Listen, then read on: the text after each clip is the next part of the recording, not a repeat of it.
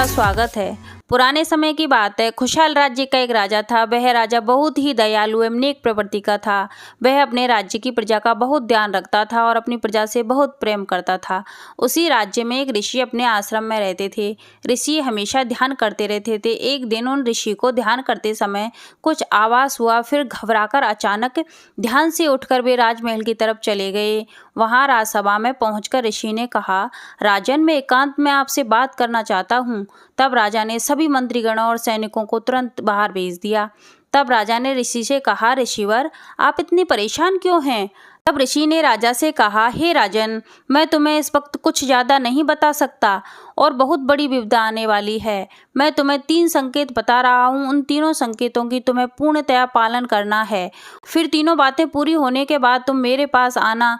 मैं अभी तुम्हें ज्यादा कुछ नहीं बता सकता। यह कहकर वह ऋषि अपने आश्रम को चले जाते हैं। उस दिन के बाद राजा प्रतिदिन सुबह प्रातः बेला में वेश बदलकर भ्रमण करने के लिए जाते थे। एक दिन प्रातः भ्रमण करते समय नदी किनारे एक व्यक्ति को एक वृक्ष के पास खड़ा देखा। तब राजा जिज्ञासावश उस व्यक्ति के समीप गए और पूछा, भाई तुम कौन हो और इतनी सुबह सुबह यहाँ क्या कर रहे हो? तब वह व्यक्ति बोला, मैं यमदूत हूँ। मुझे इस राज्य के राजा को साथ ले जाने का यमराज ने हुक्म दिया है। मुझे आज ही इस राज्य के राजा को लेकर जाना है। इतना सुनकर राजा वहां से चुपचाप दुखी मन से राजमहल की तरफ चल देते हैं। और फिर राजा राजमहल में पहुंचकर राजसभा में जाकर सभी मंत्रीगणों को सारी बात बता देते हैं। तब फिर राजा ने कहा मंत्रीगणों से, इस राज्य का वारिस तो कोई है नहीं। यह बात तो आप अच्छी तरह से जानते हैं कि मेरे बाद दूसरे राज्य के राजा अपना अधिकार नहीं जमा लें। इसलिए हमें आज ही नया राजा चुनना पड़ेगा और मैं चाहता हूं कि इस राज्य के राजा आप सभी मिलकर चुनें, जो मेरे बाद मेरी प्रजा को खुश रख सके। तब महामंत्री बोलते हैं, नहीं महाराज, आपको कुछ नहीं होगा। उसी राज्यसभा में 2 कुटिल बुद्धि व स्वार्थी मंत्री भी बैठे हुए थे। यह सुनकर उनकी खुशी का ठिकाना नहीं रहा। उन्होंने तुरंत अपने जैसे स्वार्थी मंत्रियों को साथ लेकर राजा से कहा, महाराज, मैं रखूंगा आपके राज्य का पूर्णतया ख्याल। आप मुझे राजा स्वीकार करें। राजा यह जानते थे कि वह मंत्री कितना धूर्त है। फिर भी राजा ने उस मंत्री को राजा बनाना स्वीकार कर लिया। क्योंकि राज्य में विद्रोह न हो, इसलिए उस मंत्री का राज्याभिषेक किया गया और वह मंत्री नया राजा बना दिया गया। फिर राजा अपनी रानी के साथ आखिरी समय व्यतीत करने के लिए महल को छोड़कर प्रजा के साथ रहने चले गए। तब फिर सुबह सुबह ही राजमहल में शोर शराबा होने लगा कि महाराज की मृत्यु हो गई। तब यह बात पूरे राज्य में फैल गई। फिर यह बात उन राजा और रानी के पास भी पहुंची कि इस राज्य के राजा की मृत्यु हो गई। तब राजा ने रानी से कहा कि रानी, ये लोग किस राजा की बात कर रहे हैं कि मृत्यु हो गई? मैं तो अच्छा भला हूँ। तब राजा और रानी भी महल की तरफ चले जाते हैं। फिर राजा और रानी महल में पहुंच जाते हैं तो वह देखते हैं कि जिस राजा का कल ही राज्याभिषेक हुआ था उसकी मृत्यु हो गई। तब राजा सोचने लगा कि यमदूत ने यह कहा था कि मैं इस राज्य के राजा को लेकर जाऊंगा, तो यह पहला संकेत तो नहीं। फिर सभी मंत्रीगणों ने मिलकर पहले वाले राजा को ही दोबारा राजा बना दिया। फिर उसी रात राजा अपने महल में रात्रि के समय भ्रमण कर रहे थे। तभी अचानक राजा की नजर एक व्यक्ति पर पड़ी। वह व्यक्ति वेश बदलकर छुपे हुए गुप्तचर की तरह महल में छानबीन कर रहा था। तब राजा ने क्रोध में आकर अपनी तलवार निकाली, लेकिन कुछ सोचकर राजा ने तलवार वापस रख ली और राजा उस व्यक्ति के समीप जाकर खड़े हो गए और राजा ने पूछा, तुम कौन हो? तब महामंत्री ने कहा, महाराज, मैं हूँ आपका सेवक।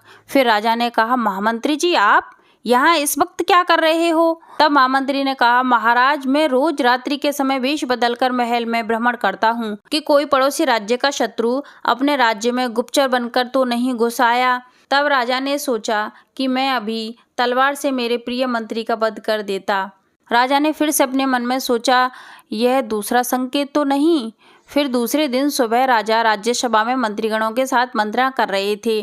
तभी एक महात्मा बहुत क्रोध में आए और राजा से कहा, राजा, तुम्हारे सैनिकों ने मेरे आश्रम को उजाड़ दिया और इससे मेरे आश्रम की गायें भी भाग गईं। तब राजा ने उन महात्मा को प्रणाम किया और कहा, हे महात्मन, मेरे सैनिकों से जो गलती हुई है उसके लिए मैं आपसे क्षमा मांगता हूँ और जो भी आपके आश्रम में नुकसान हुआ है उसे मैं सैनिकों के द्वारा पहले से भी अच्छा करवा दूंगा। फिर राजा ने उन महात्मा की बहुत सेवा की। उससे खुश होकर राजा को वह महात्मा आयुष्मान भव्य का आशीर्वाद देते हैं और अपने आश्रम को चले जाते हैं। राजा को ऋषि के आश्रम जाते समय राजा को ख्याल आया कि कहीं यह तीसरा संकेत तो नहीं था। फिर राजा ऋषि के आश्रम पहुंच गए। आश्रम में पहुंचकर राजा ने ऋषि को प्रणाम किया और अपने साथ घटी सभी घटनाओं को विस्तार पूर्वक बताया। फिर इतना सुनते ही ऋषि मुस्कुराए और बोले, राजन, तुम्हें न केवल 3 संकेतों को पहचानने में सफल रहे, बल्कि तुमने सभी परिस्थितियों का अच्छे से सामना भी किया है। राजन, तुम्हारे ऊपर असमय ही काल मंडरा रहा था। पहली बात, प्रातः बेला में सूर्योदय से पूर्व भ्रमण करने से तुम्हारी इंद्रियों ने मृत्यु का आभास कर लिया और पेड़ के नीचे वो यमदूत असल में नहीं था, वह तुम्हारी इंद्रियों ने आभास किया था और तुम मृत्यु के जाल से बच गए। लेकिन राजन, मृत्यु एक बार किसी के पीछे लग जाए तो उसकी मृत्यु निश्चित है। उसे टाला तो जा सकता है, लेकिन बदला नहीं जा सकता। मृत्यु बार बार प्रयास करती है और फिर दूसरी बार मृत्यु ने उस समय प्रयास किया जब तुम क्रोध में तलवार से अपने वेश बदले हुए मंत्री पर प्रहार करने वाले थे। लेकिन उस समय तुमने मेरी दूसरी बात का पालन किया कि क्रोध में कोई भी निर्णय नहीं लेना चाहिए और शांतिपूर्वक वेश बदले हुए महामंत्री से पूछा, तुम कौन हो? अन्यथा वेश बदले हुए महामंत्री पर अचानक हुए हमले से बचाव के लिए महामंत्री तुम पर उसके हाथ में पकड़े हुए खंजर से प्रहार करता और तुम्हारी मृत्यु हो जाती। इस प्रकार तुम दूसरे संकेत को पहचानने में भी सफल रहे। लेकिन फिर भी मृत्यु ने तीसरी बार अपना प्रयास क्रोधित महात्मा के रूप में किया। वो क्रोध में तुम्हें श्राप देते और तुम्हारी मृत्यु हो जाती, परंतु तुम्हारे द्वारा किया गया उनका सम्मान, प्रेम व्यवहार और उनकी निस्वार्थ भाव से सेवा से प्रसन्न होकर उन महात्मा ने तुम्हें श्राप नहीं दिया, बल्कि आयुष्मान भव्य का आशीर्वाद दिया। जिस गलती के कारण असमय ही तुम्हारी मृत्यु नियत थी, वह महात्मा रूपी मृत्यु के उस आशीर्वाद के परिणाम स्वरूप समाप्त हो गई और तुम्हारी मृत्यु असमय ही होना टल गई। हे राजन, मनुष्य के जीवन में मनुष्य द्वारा की गई छोटी छोटी बातें या कर्मों के द्वारा उन्हीं से ही मनुष्य के भविष्य का निर्माण होता है। तुम्हारा वह स्वार्थी मंत्री जो कपट से राजा बना, बिना सोच विचार के किए गए कार्य के कारण ही असमय ही काल का ग्रास बना। आगे मिलते हैं कोई नई कहानी के साथ।